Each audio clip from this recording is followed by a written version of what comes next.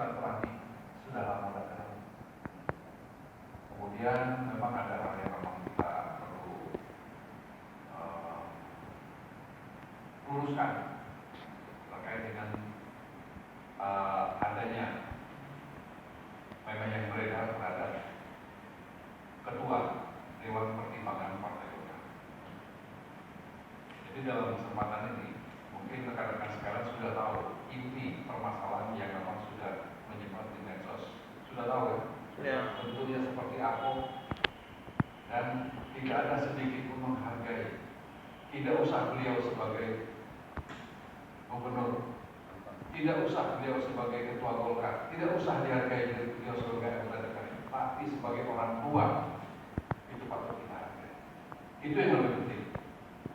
Tapi kami di sini bicara, sekalipun kita ada masalah personal yang dilakukan oleh oknum tidak bertanggung jawab itu, kami selaku kader Partai Golkar ingin menjelaskan dulu permasalahan secara politis, bahwa kami yakin dan percaya dengan sudah ditangani oleh penasihat hukum dari Bapak Haji Alemuddin terkait dengan masalah yang dibuat di dalam grup Akoni, maka pihak APAL pasti akan melakukan dan kami yakin akan memproses ini sesuai aturan dan undang-undang yang berlaku.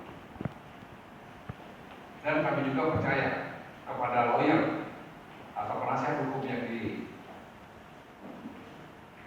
dikuasai hukum, memiliki yang dipercaya oleh Pak Alek mewakili dalam menyelesaikan permasalahan ini.